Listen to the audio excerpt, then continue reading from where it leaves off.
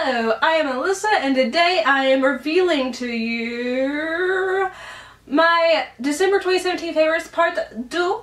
And if you're new to my channel and don't know about my favorites consist of everything entertainment related, and that includes all the movies I watched, all the TV shows, games I've played, yada yada yada yada yada. Neighbor's dogs are still barking. Ah, great. I love them so much. So without further ado, let's just get started. First up are the movies, and by the by, if you want to see the movies I don't mention, or if you want to get a sneak peek and see why I rate the movies I do mention in these videos, follow me on Letterboxd or check out my written review roundups on my blog, because I would totally love either of those options, or both of those options if you really, really like me. But now let's actually get on to the movies. The first one up is The Queen. I have become utterly fascinated with the monarchy since I've started watching The Crown, and I really adored The Queen. Some people will find it stodgy and boring, but I really enjoyed it. It was my first Stephen Frears, I think that's how you say his name. If I screwed it up, I'm sorry, I'll learn. Film, and I thought Helen Mirren was majestic as Queen Elizabeth II.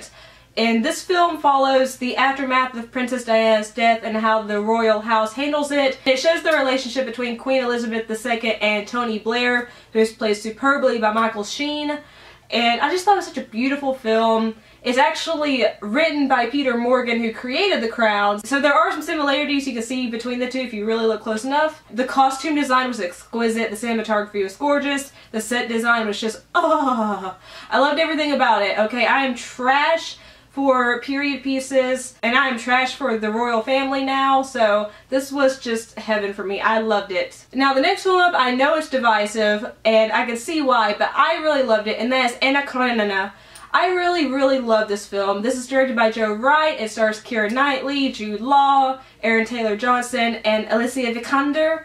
And I thought it was so beautiful. I have not read the novel, which I really want to now. I do own it, just haven't read it. It's shot in a theatrical way, which I know turns some people off, but I found it utterly beautiful. Again, I love the costume design. I love the acting. And also, by the way, Donald Gleason is in this. I think he's such an underrated actor. He's just fantastic in everything he's in, by the way. Okay, I'll shut up about Donald Gleason. But I really enjoyed this adaptation. I will read the book to see how it compares, but I really loved Anna Karenina. Next up is Behind the Mask, The Rise of Leslie Vernon. I have been dying, no pun intended, to see this movie for such a long time, and I finally watched it and I fell in love with it.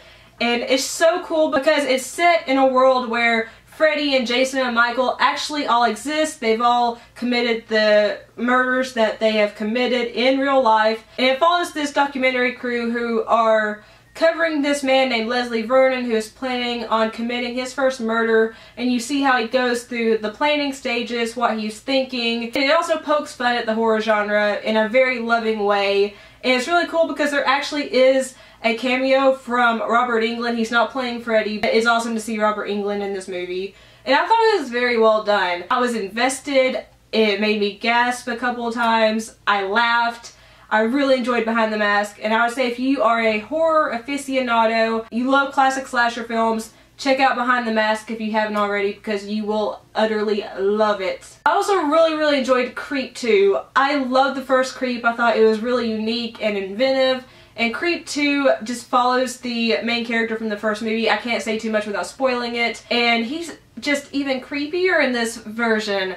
And the person who's videoing him this time is creepy too, and they just kind of go well together, but it's also really uncomfortable at some points to watch, but it's done so well. I love Mark Duplass, and if you like the first Creep, I think you'll like Creep too. And the last film I want to mention is Monty. Monty is based on the true story of Maud Lewis, who was a painter who lived in Canada, and she painted her whole entire shack. She was married to this man who was very distant and cold to her, and even abusive at points. Sally Hawkins portrays Maud Lewis with such an adorable air. It makes you love her, and my heart ached for Maud.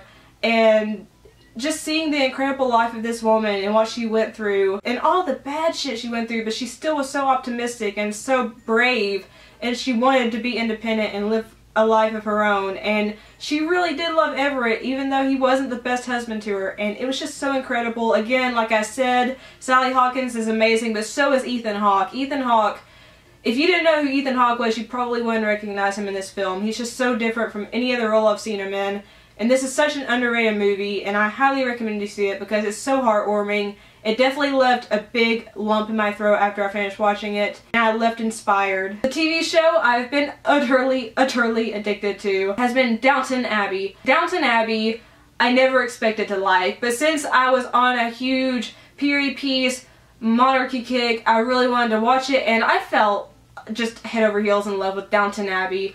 I love this show. I am so invested in the lives of the Granthams and the Crawleys and the maids and butlers who run Downton Abbey. I love the cast, Michelle Dockery, Hugh Bonneville, Dan Stevens. And it's been really fun because I've been watching, I see actors that I know from other shows. I'm like, oh my gosh, it's so-and-so. I didn't know they were in this.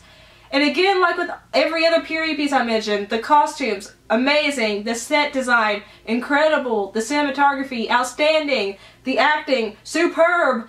Oh my gosh, if you are into period pieces, if you like period TV shows and period movies, check out Downton Abbey if you haven't. It's not boring at all. Like, I was afraid it was going to be boring. It's not. It's so good. It's so good. And lastly are the two games I really enjoyed over the past couple of weeks. The first one up is Life is Strange Before the Storm Episode 3.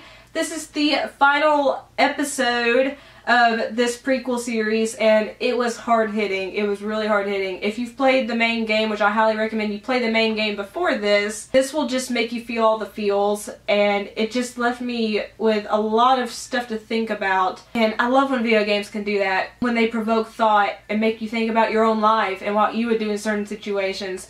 But it also made me laugh, it made me cry, it just elicited so much emotion from me, and I highly recommend Before the Storm if you haven't played it yet. And if you haven't played Life is Strange, the main game, what are you waiting for? Do it. Like, right now. Right now. Even if you aren't a gamer, you will love this because it's so narratively rich. And the other game is Wolfenstein 2 The New Colossus. I was a huge fan of Wolfenstein The New Order, and I am an even bigger fan of this game. It just adds to what made Wolfenstein The New Order so great, and the gunplay is fantastic. I'm loving the story. It's deeper, and there are a lot of messages and themes in this story that I wasn't expecting. I love the characters. They're hilarious, and then the characters you're supposed to hate, you hate. The characters you're supposed to love, you love. The graphics look gorgeous. I am just so in love with this game. I would marry it if I could. I'm having so much fun with it. Oh my gosh, oh my gosh. I just love Wolfenstein 2. I could talk about it all day. Seriously, all day. You'd hate me for it, though. So those are all of my favorites for this second part of December. Let me know what you loved in December in the comment box down below. Also, if you like this video, leave a like, and also make sure to share it if you liked it because that helps my channel grow.